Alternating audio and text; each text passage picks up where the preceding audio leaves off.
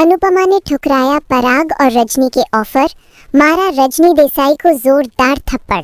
जी हाँ दोस्तों, कहानी की शुरुआत होती है उस बेहद संवेदनशील और टकराव से भरे पल से, जब पराग कुठारी और अनुपमा आमने सामने खड़े होते हैं। एक पल के लिए समय जैसे थम सा जाता है। अनुपमा की आंखों के सामने बीते दिनों की सारी कड़वी यादें तैर जाती हैं। वो अपमान, वो बेइज्जती, वो कटु शब्द जो कभी पराग कुठारी ने उसके आत्मसम्मान पर चोट करने के लिए बोले थे। दिल के किसी कोने में दबी पीड़ा फिर से जाग उठती है, लेकिन अनुपमा अपने चेहरे पर संयम और गरिमा बनाए रखती है। उसे सबसे ज्यादा हैरानी इस बात की होती है कि वही पराग कुठारी जिसने कभी उसे दो कौड़ी का समझा था, आज उसी अनुपमा से बेहद नरमी, तहजीब और बनावटी अपनापन दिखाते हुए बात कर रहा है। उसके शब्दों में विनम्रता है, आवाज में पछतावे की झलक है और चेहरे पर ऐसी मुस्कान मानो उसने कभी कोई गलती की ही ना हो। पराग अनुपमा से माफी मांगता है और कहता है कि बीते समय में उससे बहुत बड़ी भूल हो गई थी। वो हालात और अहंकार में बह गया था। वो ये भी जोड़ता है कि अब वो एक बड़े रीडेवलपमेंट प्रोजेक्ट पर काम कर रहा है और इस बार उसे सच में अनुपमा की ज़रूरत है। अनुपमा, जो दिल की बेहद साफ और क्षमाशील स्वभाव की है, उसकी बातों को सुनकर कुछ पल के लिए चुप हो जाती है। उसका मन उसे चेतावनी देता है, लेकिन उसका संस्कार उसे सिखाता है कि माफ़ी देना कमज़ोरी नहीं बल्कि इंसानियत की पहचान है। वो पराग को माफ़ कर देती है, हालांकि उसके भीतर कहीं ना कहीं एक अनकहा संदेह अभी भी जीवित रहता है। अनुपमा पराग से पूछती है कि वो यहाँ अचानक कैसे आ गया। तभी बातचीत के बीच रजनी देसाई दखल देती है और मुस्कुराते हुए कहती है कि पराग उसका बहुत पुराना दोस्त है। वो बताती है कि पराग काम से मुंबई आया हुआ था, तो उसने सोचा कि क्यों ना अनुपमा से भी मिल लिया जाए। पराग भी रजनी की बात में हाँ मिलाता है और दोस्ती का दिखावा करते हुए कहता है कि वो बस मिलने आया था और फिर चला जाएगा। माहौल बाहर से सामान्य लगता है, लेकिन अंदर ही अंदर साजिश की परतें जम चुकी होती हैं। रजनी फिर अनुपमा से सवाल करती है कि वो यहाँ कैसे आई। अनुपमा सहजता से जवाब देती है कि वो दरअसल में प्रसाद देने आई थी। ये सुनकर रजनी तुरंत कहती है कि जब आ ही गई है तो थोड़ी देर बैठ जाए, आराम से बातें करेंगे। अनुपमा विनम्रता से मना करती है और कहती है कि वो दोनों अपनी मीटिंग जारी रखें, उसे निकलना चाहिए। लेकिन पराग उसे रोकता है और कहता है कि वो भी रुक जाए, साथ में ही चल लेंगे, कुछ ज़रूरी बातें हो जानी चाहिए। अनिच्छा के बावजूद अनुपमा रुक जाती है, क्योंकि उसे अभी तक अंदाज़ा नहीं होता कि आगे क्या तूफान आने वाला है। कुछ पल की खामोशी के बाद रजनी अचानक गंभीर हो जाती है और कहती है कि अब वो अनुपमा से एक ज़रूरी बात छुपाना नहीं चाहती।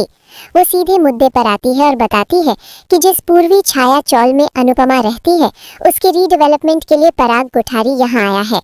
रजनी बड़े मीठे शब्दों में पूरे प्लान का नक्शा खींचती है। पुरानी चौल को तोड़कर नई इमारत बनेगी, सभी चौल वासियों को नए घर मिलेंगे, मुआवजा मिलेगा, रोजगार मिलेगा और सबकी जिंदगी बेहतर हो जाएगी। वो ये भी जोड़ती है कि इस पूरे प्रोजेक्ट में अनुपमा का साथ बेहद ज़रूरी है, क्योंकि चौल के लोग उस पर आंख बंद करके भरोसा करते हैं। अगर अनुपमा साइन कर देगी तो बाकी लोग भी बिना सवाल किए हामी भर देंगे। रजनी बनावटी मासूमियत से हाथ जोड़ते हुए कहती है कि अनुपमा गुस्सा न करे, वो तो सबका भला ही चाहती है। रजनी की बात सुनते ही अनुपमा के चेहरे का रंग बदल जाता है। उसकी आंखों में गुस्सा, दर्द और निराशा एक साथ छलकने लगते हैं। वो तीखे स्वर में कहती है कि रजनी को एहसास भी है कि वो क्या बोल रही है या नहीं। वो सवाल करती है कि रजनी इतनी नीचे कैसे गिर सकती है, क्या उसे पैसों के बदले खरीद लिया गया है। अनुपमा खुलकर रजनी पर आरोप लगाती है कि चौलवासी उस पर कितना भरोसा करते हैं, उसे अपनी दोस्त मानते हैं और वही रजनी उनके घर उजाड़ने की साजिश रच रही है। अनुपमा कहती है कि उसे रजनी पर शर्म आ रही है, जिसे उसने दोस्त समझकर अपना भरोसा दिया था। वो ये भी कहती है कि अगर ये सब अच्छी बनने का नाटक था तो अब उसका सच सामने आ चुका है। चौल चाहिए थी, पैसे चाहिए थे, इसलिए ये सब किया गया। रजनी खुद को निर्दोष साबित करने की कोशिश करती है और कहती है कि अनुपमा गलत समझ रही है। उसके मुताबिक वो तो सिर्फ चौलवासियों का भला सोच रही है। पुराने जर्जर घरों की जगह नए फ्लैट, पैसे और सुविधाएं मिलेंगी, इससे बेहतर और क्या हो सकता है। वो बार बार इस बात पर जोर देती है कि चौलवासी अनुपमा की बहुत इज्जत करते हैं और अगर वही उन्हें समझा देगी तो सब कुछ आसानी से हो जाएगा। रजनी ये भी जोड़ती है कि इस प्रोजेक्ट में अनुपमा को भी आर्थिक फायदा होगा और पराग इसके लिए पैसे लेकर आया है। ये सुनते ही अनुपमा का सब्र टूट जाता है। अनुपमा गुस्से से कहती है कि वो चौल सिर्फ ईंट पत्थरों का ढांचा नहीं है, बल्कि वहाँ रहने वाले लोगों की पूरी जिंदगी है, उनकी यादें, संघर्ष, खुशियाँ और पहचान। वो साफ शब्दों में कह देती है कि पैसे में बिकने वाले लोग और होंगे, वो नहीं। फिर वो पराग कोठारी की ओर मुड़कर कहती है कि क्या सच में उसके लिए विकास का मतलब किसी का घर तोड़ना है। पराग सफाई देता है कि उसे नहीं पता था कि अनुपमा उसी चौल में रहती है, वरना वो कभी ये प्रोजेक्ट हाथ में नहीं लेता। वो भावुक होकर कहता है कि उसका सारा पैसा, उसकी सारी प्रॉपर्टीज प्रोजेक्ट में लगी हुई है और उसने अपने बेटे प्रेम के लिए एक रेस्टोरेंट खोलने का वादा भी कर दिया है। पराग पैसे आगे बढ़ाते हुए अनुपमा से कहता है कि वो ये रकम ले ले और चौल खाली करवा दे। ये सुनते ही अनुपमा का चेहरा गुस्से से लाल हो जाता है। वो बिना एक पल सोचे पराग का ऑफर ठुकरा देती है। उसकी आंखों में आंसू होते हैं, लेकिन आवाज में अदम में साहस। वो कहती है कि वो अपने लोगों का घर नहीं उजड़ने देगी, चाहे इसके लिए उसे किसी के खिलाफ ही क्यों न खड़ा होना पड़े। वो वहां से लौट आती है, लेकिन उसके कदम भारी है, क्योंकि उसे पता है कि ये लड़ाई आसान नहीं होने वाली। अब कहानी एक बड़े सवाल पर आकर खड़ी हो जाती है कि क्या अनुपमा पराग और रजनी की साजिश का साथ देगी या चौल वासियों के साथ खड़े होकर उनके घर को टूटने से बचाएगी। आने वाले एपिसोड में ये जंग और भी तीखी होने वाली है, जहां रिश्ते, भरोसा और इंसानियत की असली परीक्षा होगी। आगे क्या होगा ये जानने के लिए बने रहिए, क्योंकि कहानी अब और भी धमाकेदार मोड़ लेने वाली है। कहानी यहीं से एक नई और भी गहरी लड़ाई की ओर बढ़ जाती है। पराग कोठारी और रजनी देसाई के सामने से निकलकर जब अनुपमा सड़क पर आती है तो उसकी सांसें भारी हो जाती हैं। बाहर की दुनिया वही है, भागती गाड़ियां, शोर, भीड़, लेकिन अनुपमा के भीतर एक तूफान मच चुका होता है। उसे महसूस होता है कि ये सिर्फ एक रीडेवलपमेंट प्रोजेक्ट नहीं है, बल्कि उसके आत्मसम्मान, उसके लोगों और उसके भरोसे की सीधी परीक्षा है।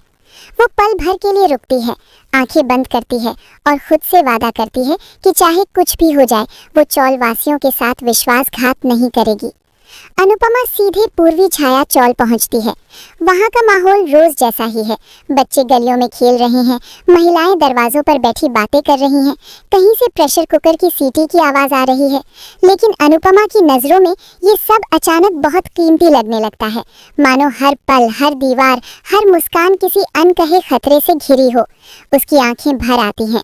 वो सोचती है कि इन लोगों को क्या पता कि उनके सिर पर एक ऐसी तलवार लटक रही है जो कभी भी उनके सपनों और आशियानों को काट सकती है। उसी शाम चौल में छोटी सी बैठक बुलाई जाती है। खबर तेजी से फैलती है कि अनुपमा कुछ जरूरी बात बताने वाली है। धीरे धीरे पूरा मोहल्ला जमा हो जाता है।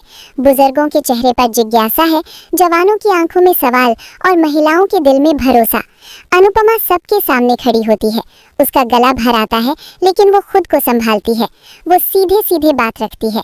पराग कोठारी का रीडेवलपमेंट प्रोजेक्ट, रजनी की भूमिका और वो दबाव जो उस पर डाला जा रहा है। एक पल के लिए वहां सन्नाटा छा जाता है, फिर धीरे धीरे फुसफुसाहटें शुरू होती हैं।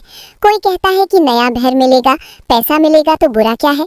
कोई डरता है कि कहीं सब कुछ छिन न जाए। अनुपमा सबकी बातें ध्यान से सुनती है, फिर वो बेहद शांत लेकिन दृढ़ आवाज में कहती है कि फैसला किसी के लिए भी आसान नहीं है। वो साफ करती है कि वो किसी पर कुछ थोपना नहीं चाहती, लेकिन ये भी सच है कि बड़े बड़े बिल्डरों के मीठे वादों के पीछे अक्सर कड़वे सच छिपे होते हैं। वो पूछती है, क्या किसी ने लिखित गारंटी देखी है? क्या किसी ने सोचा है कि निर्माण के दौरान वे कहाँ जाएंगे, कितने साल इंतजार करना पड़ेगा, और अगर प्रोजेक्ट बीच में अटक गया तो? अनुपमा की बातें लोगों के दिल में उतरने लगती हैं। एक बुजुर्ग महिला कांपती आवाज में कहती है कि उसने अपनी पूरी जिंदगी इसी चौल में काटी है। उसके पति की आखिरी सांसें भी यही टूटी थीं। एक युवक कहता है कि वो बदलाव के खिलाफ नहीं है, लेकिन भरोसा टूटने का डर उसे रातों को सोने नहीं देता। माहौल भावुक हो जाता है। अनुपमा सबको आश्वासन देती है कि जब तक पूरी सच्चाई सामने नहीं आ जाती, कोई भी फैसला जल्दबाजी में नहीं लिया जाएगा। इधर पराग कोठारी बेचैन हो चुका होता है। उसे खबर मिलती है कि चौल में विरोध की लहर उठ रही है। उसका गुस्सा रजनी पर फूटता है। वो उसे याद दिलाता है कि उसने कहा था अनुपमा को मना लेना आसान होगा। रजनी झल्लाकर कहती है कि अनुपमा भावनाओं में बहने वाली औरत नहीं है, वो लोगों के लिए लड़ने से पीछे नहीं हटेगी। दोनों के बीच तनाव बढ़ने लगता है। पराग को डर है कि अगर ये प्रोजेक्ट हाथ से निकल गया तो उसकी सारी साख, सारा निवेश डूब जाएगा। उसे अपने बेटे प्रेम की चिंता भी सताने लगती है, जिसे उसने बड़े सपने दिखा दिए थे। इसी बीच रजनी एक नई चाल चलने का फैसला करती है। वो चौल में अलग अलग लोगों से मिलकर उन्हें व्यक्तिगत फायदे के सपने दिखाने लगती है। किसी को ज्यादा मुआवजा, किसी को नौकरी, किसी को फ्लैट की बेहतर लोकेशन। धीरे धीरे चौल में फूट पड़ने लगती है। कुछ लोग अनुपमा के साथ मजबूती से खड़े रहते हैं तो कुछ लालच और डर के बीच डगमगाने लगते हैं। अनुपमा को ये सब पता चलता है और उसका दिल टूट जाता है। उसे सबसे ज्यादा दर्द इस बात का होता है कि रिश्तों में दरार पड़ने लगी है। अनुपमा हार मानने वालों में से नहीं है। वो कानूनी सलाह लेने का फैसला करती है।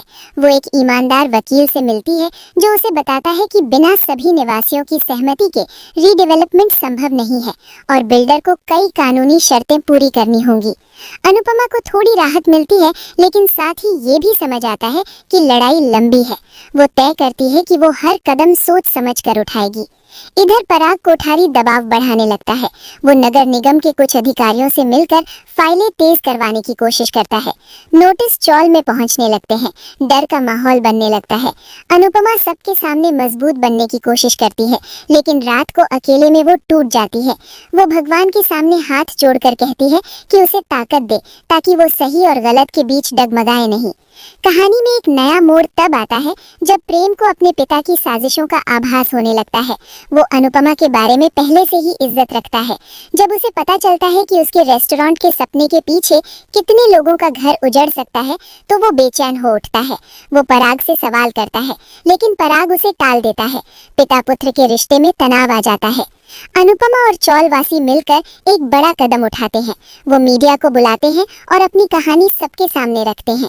कैमरों के सामने अनुपमा का दर्द, उसकी सच्चाई और उसकी मजबूती साफ झलकती है। खबर फैलते ही पराग और रजनी की मुश्किलें बढ़ जाती हैं। लोग सवाल उठाने लगते हैं। सोशल मीडिया पर बहस छिड़ जाती है। पराग की छवि को बड़ा झटका लगता है।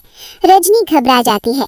उसे डर सताने लगता है कि अगर सच पूरी तरह सामने आ गया तो उसकी भी पोल खुल जाएगी। वो अनुपमा से मिलने जाती है और एक बार फिर दोस्ती और भावनाओं का सहारा लेने की कोशिश करती है। वो रोते हुए कहती है कि उसने गलती की है, हालात ने उसे मजबूर कर दिया। लेकिन इस बार अनुपमा का दिल साफ होते हुए भी सतर्क है। वो रजनी से कहती है कि भरोसा एक बार टूट जाए तो उसे जोड़ना आसान नहीं होता। अगर सच में पछतावा है तो वो खुलकर चौलवासियों के सामने सच बोले। कहानी अब निर्णायक मोड़ की ओर बढ़ती है। चौलवासियों की एक आखिरी बैठक होती है। माहौल बेहद तनावपूर्ण है। हर चेहरा सवालों से भरा है।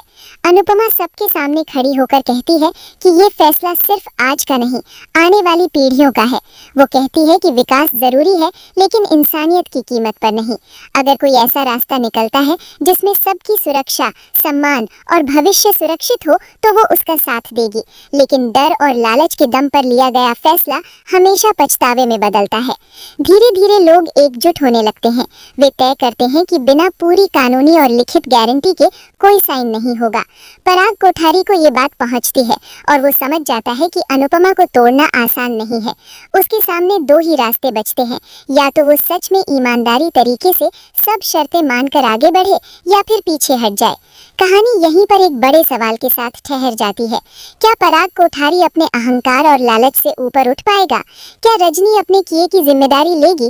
और क्या अनुपमा इस जंग में सिर्फ अपने लोगों का घर ही नहीं बल्कि टूटते रिश्तों को भी बचा पाएगी? आने वाले एपिसोड में ये लड़ाई और भी तीखी, भावनात्मक और सच्चाई से भरी होने वाली है, जहां जीत सिर्फ उसी की होगी जो इंसानियत का दामन थामे रखेगा। कहानी अब उस मोड़ पर पहुंच चुकी थी जहां हर कदम भविष्य की दिशा तय करने वाला था। चौल की आखिरी बैठक के बाद माहौल और भी भारी हो गया था। बाहर से देखने पर सब सामान्य लगता, लेकिन भीतर ही भीतर हर इंसान किसी न किसी डर, उम्मीद या उलझन से जूझ रहा था। अनुपमा को सबसे ज्यादा चिंता इस बात की थी कि कहीं ये लड़ाई लोगों को आपस में दुश्मन न बना दे। वो जानती थी कि जब घर, छत और भविष्य दांव पर हो तो अच्छे से अच्छा इंसान भी कमजोर पड़ सकता है। अगली सुबह अनुपमा जल्दी उठ जाती है। मंदिर जाकर वो भगवान के सामने दीपक जलाती है। उसकी आंखों से आंसू बहते हैं, लेकिन वो रोती नहीं, बल्कि खुद को और मजबूत महसूस करती है। वो मन ही मन कहती है कि अगर ये परीक्षा उसके हिस्से आई है तो शायद इसी रास्ते से किसी बड़े सच का जन्म होना है। मंदिर से लौटते वक्त उसे कुछ चौल वासियों की फुसफुसाहटें सुनाई देती हैं। कोई कहता है कि पराग कोठारी ने रातों रात कागज तैयार करवा लिए हैं, तो कोई कहता है कि नगर निगम से जल्द ही तोड़फोड़ का आदेश आ सकता है। अनुपमा के कदम पल भर को लड़खड़ाते हैं, लेकिन वो खुद को संभाल लेती है। इसी दौरान पराग कोठारी अपने ऑफिस में बेचैनी से टहल रहा होता है। मीडिया कवरेज के बाद उसके कई बिजनेस पार्टनर पीछे हटने लगे थे। फोन पर लगातार कॉल आ रहे थे, कोई जवाब मांग रहा था, कोई धमकी दे रहा था। पराग को पहली बार एहसास होता है कि जिस खेल को वो हमेशा पैसे और ताकत से जीतता आया है, वहां आज एक साधारण सी औरत उसकी सबसे बड़ी चुनौती बनकर खड़ी है। उसका अहंकार उसे कचोट रहा था, लेकिन कहीं ना कहीं डर भी घर कर गया था। उसी वक्त प्रेम अपने पिता के ऑफिस पहुंचता है। उसके चेहरे पर गुस्सा और उलझन साफ झलक रही होती है। वो सीधे पराग से पूछता है कि क्या वाकई उसके रेस्टोरेंट के सपने की नींव किसी का घर तोड़कर रखी जा रही है। पराग पहले तो उसे डांटता है, कहता है कि बिजनेस में भावनाओं की जगह नहीं होती, लेकिन प्रेम पहली बार झुकने से इनकार कर देता है। वो साफ शब्दों में कहता है कि अगर ये सच है तो वो ऐसा सपना नहीं चाहता जिसकी कीमत किसी की छत हो। पिता पुत्र के बीच तीखी बहस होती है। पराग को झटका लगता है कि उसका बेटा अब उसकी हर बात आंख मूंद कर मानने को तैयार नहीं है। इधर चौल में रजनी देसाई की मुश्किलें भी बढ़ने लगती हैं। जिन लोगों को उसने व्यक्तिगत फायदे का लालच दिया था, वही अब उससे सवाल करने लगते हैं। कोई लिखित वादा मांगता है, कोई समय सीमा पूछता है। रजनी को समझ आने लगता है कि उसने जिस आग से खेलने की कोशिश की थी, वो अब उसके हाथ जला रही है। वो अनुपमा से की गई मुलाकात को याद करती है और पहली बार उसके मन में अपराध बोध सच में सिर उठाता है। उसे एहसास होता है कि उसने सिर्फ चौल वासियों का ही नहीं, बल्कि अपनी दोस्ती का भी सौदा कर दिया। कुछ दिनों बाद नगर निगम की ओर से एक आधिकारिक नोटिस चौल में चस्पा कर दिया जाता है। नोटिस पढ़ते ही पूरे मोहल्ले में हड़कंप मच जाता है।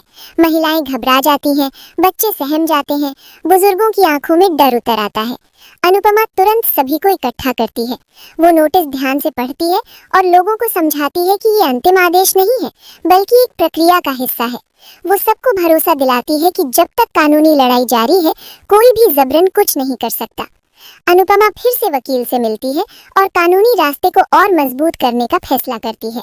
वो दस्तावेज जुटाती है, पुराने कागज, रसीदें, पहचान पत्र, सब कुछ। चौल के लोग भी अब थोड़ा थोड़ा सहयोग करने लगते हैं। जो लोग पहले डगमगा रहे थे, वे भी समझने लगते हैं कि ये लड़ाई सिर्फ अनुपमा की नहीं, बल्कि सबकी है। धीरे धीरे एकता फिर से आकार लेने लगती है। इसी बीच मीडिया में एक नई खबर उछलती है। किसी रिपोर्टर को पराग कोठारी के पुराने प्रोजेक्ट्स में हुई अनियमितताओं के सबूत मिल जाते हैं। खबर आग की तरह फैलती है। पराग की साख और गिरने लगती है। शेयर होल्डर्स सवाल उठाने लगते हैं। रजनी को डर सताने लगता है कि अगर जांच और गहरी हुई तो उसका नाम भी सामने आ सकता है। वो रात भर सो नहीं पाती। उसकी आंखों के सामने बार बार अनुपमा का चेहरा घूमता रहता है, वही चेहरा जिसमें गुस्सा भी था और सच्चाई भी। एक दिन रजनी अचानक चौल पहुंचती है। इस बार न कोई दिखावा, न कोई बनावटी मुस्कान। वो सीधे अनुपमा के पास जाती है और सबके सामने बोलने की इजाजत मांगती है। माहौल सन्न हो जाता है। लोग उसे शक की नजर से देखते हैं। रजनी कांपती आवाज में सच कबूल करती है कि कैसे उसने पराग के कहने पर लोगों को बहकाने की कोशिश की, कैसे उसने फायदे के सपने दिखाए। वो कहती है कि उसे अपनी गलती का एहसास हो गया है और अब वो इस साजिश का हिस्सा नहीं बनना चाहती। चौल वासियों में हलचल मच जाती है। कोई उसे माफ करने को तैयार नहीं, तो कोई कहता है कि कम से कम उसने सच तो बोला। अनुपमा आगे बढ़ती है। उसकी आंखों में आंसू हैं, लेकिन चेहरे पर संतुलन। वो कहती है कि माफी हर किसी को नहीं मिलती, लेकिन सच बोलने की हिम्मत हर कोई नहीं करता। अगर रजनी सच में सुधार चाहती है तो उसे इस लड़ाई में खुलकर साथ देना होगा, बिना किसी शर्त के। रजनी सिर झुका लेती है और हामी भर देती है। रजनी की गवाही कानूनी लड़ाई में एक बड़ा मोड़ साबित होती है। वकील अब पराग कोठारी के खिलाफ मजबूत केस तैयार कर लेता है। कोर्ट में सुनवाई शुरू होती है। हर तारीख पर चौलवासी एकजुट होकर पहुंचते हैं।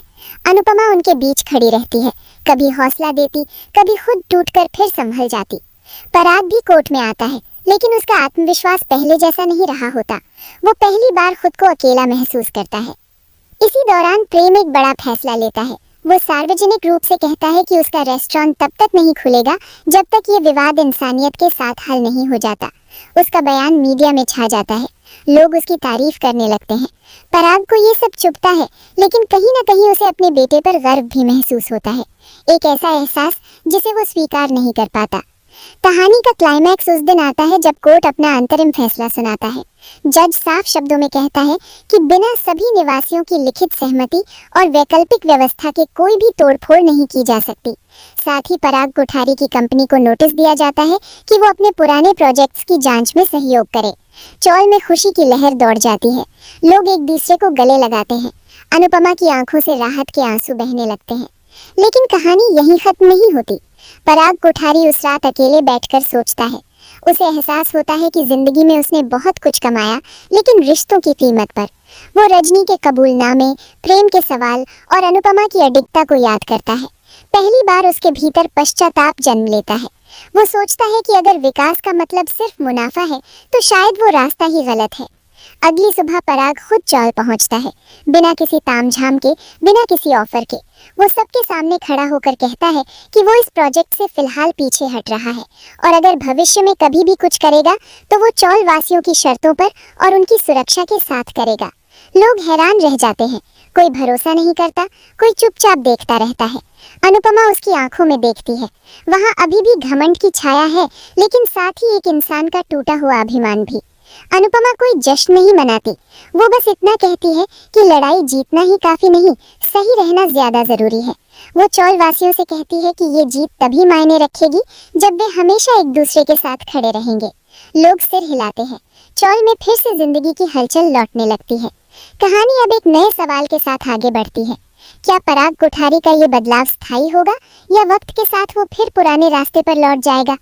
क्या रजनी अपने किए का प्रायश्चित कर पाएगी और क्या अनुपमा इस लड़ाई के बाद खुद को फिर से एक सामान्य जिंदगी में ढाल पाएगी या ये संघर्ष उसे हमेशा के लिए बदल चुका होगा? आने वाले एपिसोड में ये कहानी सिर्फ घर बचाने की नहीं, बल्कि इंसान बनने और इंसान बने रहने की जंग बनकर सामने आएगी, जहां हर जीत दिल से होगी और हर हार कुछ सिखा जाएगी। कहानी अब एक नए अध्याय में प्रवेश करती है, जहां बाहर से सब कुछ शांत दिखाई देता है, लेकिन भीतर ही भीतर कई अधूरे सवाल, टूटे रिश्ते और अनकही लड़ाइयां आकार ले रही होती है।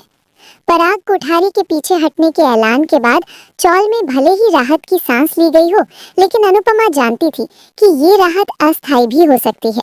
वो समझ चुकी थी कि ताकतवर लोग अक्सर हार मानने का दिखावा करते हैं ताकि सही वक्त आने पर फिर से खेल पलट सके। इसलिए उसने मन ही मन तय कर लिया था कि अब वो सिर्फ भावनाओं के भरोसे नहीं बैठेगी, बल्कि हर कदम सोच समझ कर उठाएगी। अगले कुछ दिन चौल में अजीब सी शांति लेकर आए। बच्चे फिर से बेफिक्र होकर खेलते दिखने लगे, महिलाएं हंसी मजाक में व्यस्त हो गईं और बुजुर्गों के चेहरों पर भी सुकून लौट आया। लेकिन अनुपमा की नजरें हर छोटी बात पर टिकी रहती थी। वो नोटिस बोर्ड देखती, कागजों की फाइल संभालती और वकील से लगातार संपर्क में रहती। उसे लगता था कि ये लड़ाई भले ही कोर्ट में एक मोड़ पर रुक गई हो, लेकिन जिंदगी की अदालत में अभी कई फैसले बाकी हैं। इधर पराग कोठारी के घर का माहौल बिल्कुल अलग था। वहाँ सन्नाटा पसरा हुआ था। जिस घर में कभी बिजनेस मीटिंग्स, पार्टियों और हंसी ठहाकों की गूंज रहती थी, अब वहाँ सिर्फ खामोशी और सोचों का बोझ था। पराग अपने कमरे में अकेले बैठा रहता, बार बार पुरानी फाइलें पलटता, मानो उनमें अपनी गलतियों का हिसाब ढूंढ रहा हो। उसे सबसे ज्यादा चोट प्रेम की चुप्पी से लग रही थी। प्रेम अब उससे खुलकर बात नहीं करता था। पिता पुत्र के बीच एक अनकहा फासला आ गया था, जिसे पराग समझ तो रहा था, लेकिन स्वीकार करने से डर रहा था। एक शाम प्रेम खुद अनुपमा से मिलने चौल पहुंचता है। लोग उसे देखकर हैरान हो जाते हैं। वही प्रेम जो पराग कोठारी का बेटा है, आज बिना किसी सुरक्षा और अहंकार के साधारण कपड़ों में चौल की तंग गलियों से गुजर रहा था। अनुपमा उसे देखकर थोड़ी चौंकती है, लेकिन चेहरे पर वही सहज अपनापन रहता है। प्रेम झिझकते हुए कहता है कि वो माफी मांगने आया है, अपने पिता की गलतियों के लिए नहीं, बल्कि उस खामोशी के लिए जिसमें वो अब तक घिरा रहा। प्रेम अनुपमा को बताता है कि उसे अब समझ आने लगा है कि असली विकास क्या होता है। वो कहता है कि उसने हमेशा अपने पिता को जीतते देखा, लेकिन पहली बार उसने किसी को सही होते देखा, और वो थी अनुपमा। उसकी आंखों में सच्चा सम्मान होता है। अनुपमा उसकी बात सुनकर भावुक हो जाती है। वो कहती है कि गलती किसी की भी हो सकती है, लेकिन उसे पहचानना और सुधारने की कोशिश करना ही इंसान को बड़ा बनाता है। प्रेम ये भी बताता है कि वो अपने रेस्टोरेंट का सपना छोड़ना नहीं चाहता, लेकिन वो उसे किसी ऐसे तरीके से पूरा करना चाहता है जिससे किसी का घर ना उजड़े। ये सुनकर अनुपमा के चेहरे पर हल्की मुस्कान आ जाती है। इसी दौरान रजनी देसाई भी अपने जीवन के सबसे कठिन दौर से गुजर रही होती है। जिन लोगों ने कभी उसकी ताकत और रसूख को सलाम किया था, वही अब उससे दूरी बना रहे थे। समाज में उसकी छवि बुरी तरह टूट चुकी थी। वो अकेली बैठकर अपने किए पर सोचती रहती। उसे एहसास होता है कि उसने हमेशा हालात और मजबूरी का बहाना बनाकर गलत फैसले लिए। एक दिन वो अनुपमा से अकेले में मिलने आती है। इस बार ना कोई भीड़ होती है, ना कोई दबाव। वो सिर्फ एक इंसान बनकर आती है, डरी हुई, पछताई हुई। रजनी अनुपमा से कहती है कि वो अब सच में अपनी गलती सुधारना चाहती है। वो चाहती है कि चौल के लोगों के लिए कुछ अच्छा करे, बिना किसी स्वार्थ के। अनुपमा उसे साफ शब्दों में कहती है कि भरोसा शब्दों से नहीं, काम से बनता है। अगर रजनी सच में बदलाव चाहती है तो उसे वक्त देना होगा। रजनी चुपचाप सिर हिला देती है। ये पहली बार होता है जब वो बिना बहस, बिना चालाकी किसी की बात मान लेती है। कहानी में एक नया मोड़ तब आता है जब नगर निगम की ओर से एक और नोटिस आता है, लेकिन इस बार स्वर बदला हुआ होता है। इसमें लिखा होता है कि चौल को हेरिटेज रेजिडेंशियल जोन घोषित किए जाने पर विचार किया जा रहा है, क्योंकि वहां दशकों से लोग रह रहे हैं और वो इलाका सामाजिक रूप से महत्वपूर्ण माना जा रहा है। ये खबर चौल में नई उम्मीद जगा देती है। अनुपमा को समझ आता है कि उनकी लड़ाई सिर्फ एक बिल्डर के खिलाफ नहीं थी, बल्कि उस सोच के खिलाफ थी जो गरीबों के घर को सिर्फ जमीन का टुकड़ा समझती है। लेकिन हर उम्मीद के साथ एक नई चुनौती भी आती है। कुछ बाहरी दलाल चौल में घुसने की कोशिश करते हैं। वो लोगों को डराने लगते हैं कि अगर उन्होंने सरकार के भरोसे बैठकर मौका गवा दिया तो बाद में पछताना पड़ेगा। कुछ लोग फिर से डगमगाने लगते हैं। अनुपमा ये देखकर टूटती है, लेकिन हार नहीं मानती। वो फिर से बैठक बुलाती है और लोगों को याद दिलाती है कि ये लड़ाई उन्होंने साथ मिलकर लड़ी है। अगर वो फिर से बिखरेंगे तो सारी मेहनत बेकार हो जाएगी। इसी बीच कोर्ट की अगली तारीख नजदीक आती है। पराग कोठारी की कंपनी पर दबाव और बढ़ जाता है। जांच एजेंसियां सक्रिय हो जाती हैं। पराग को अब ये एहसास होने लगता है कि ये सब सिर्फ अनुपमा की वजह से नहीं, बल्कि उसकी अपनी गलत नीतियों का नतीजा है। वो पहली बार अपने बेटे के कमरे में जाता है और उससे खुलकर बात करने की कोशिश करता है। पराग भारी आवाज में कहता है कि शायद उसने जिंदगी में गलत रास्ता चुना। प्रेम उसकी आंखों में झांकता है और कहता है कि रास्ता अभी भी बदला जा सकता है, अगर इरादा सच्चा हो। ये संवाद दोनों के बीच जमी बर्फ को थोड़ा पिघला देता है। कहानी धीरे धीरे एक भावनात्मक गहराई की ओर बढ़ती है। अनुपमा खुद भी थक चुकी होती है। रात को अकेले में उसे अपने परिवार, अपने सपनों और अपनी पहचान के बारे में सोचने का वक्त मिलता है। वो महसूस करती है कि इस लड़ाई ने उसे मजबूत जरूर बनाया है, लेकिन कहीं ना कहीं उससे उसकी सादगी और मासूमियत भी छीनी है। फिर भी वो खुद से कहती है कि अगर ये कीमत दूसरों के घर बचाने की है तो वो इसे खुशी खुशी चुकाएगी। अंततः कोर्ट का अंतिम फैसला आता है। फैसला चौल वासियों के पक्ष में होता है। पराग कोठारी की कंपनी को भारी भरकम जुर्माना भरने का आदेश दिया जाता है और रीडेवलपमेंट प्रोजेक्ट को पूरी तरह रद्द कर दिया जाता है। साथ ही सरकार चौल के सुधार और मरम्मत के लिए एक विशेष फंड देने की घोषणा करती है। ये खबर सुनते ही चौल में खुशी का माहौल बन जाता है। ढोल नगाड़े नहीं बजते, लेकिन हर आंख में संतोष और गर्व झलकता है। पराग कोठारी ये फैसला चुपचाप स्वीकार करता है। वो मीडिया के सामने कोई बयान नहीं देता, बस एक छोटा सा संदेश देता है कि उसने इस लड़ाई से बहुत कुछ सीखा है। रजनी देसाई भी सार्वजनिक रूप से माफी मांगती है और सामाजिक कामों से जुड़ने का फैसला करती है। लोग उस पर पूरी तरह भरोसा तो नहीं करते, लेकिन उसे एक मौका देने को तैयार हो जाते हैं। कहानी के अंतिम दृश्यों में अनुपमा चौल की उसी गली में खड़ी होती है जहाँ से ये सब शुरू हुआ था। बच्चे उसके पास दौड़ते हैं, महिलाएं उसे आशीर्वाद देती हैं, बुजुर्ग उसका हाथ थाम लेते हैं। अनुपमा की आंखों में आंसू होते हैं, लेकिन इस बार वो दर्द के नहीं, सुकून के होते हैं। वो आसमान की ओर देखकर बस इतना कहती है, ये जीत मेरी नहीं, हम सब की है। कहानी यही खत्म नहीं होती, बल्कि एक नई शुरुआत का संकेत देती है। एक ऐसी शुरुआत जहां अनुपमा सिर्फ एक चौल की रक्षक नहीं, बल्कि उन सभी की आवाज बन चुकी होती है जो डर के कारण चुप रह जाते हैं। आने वाले एपिसोड में ये देखना दिलचस्प होगा कि ये संघर्ष अनुपमा को कहां तक ले जाएगा और क्या ये समाज सच में उन औरतों को सुनेगा जो सच और इंसानियत के लिए खड़ी होती हैं। क्योंकि ये कहानी अब सिर्फ घर बचाने की नहीं, बल्कि हिम्मत, आत्मसम्मान और सही के लिए डटे रहने की मिसाल बन चुकी है।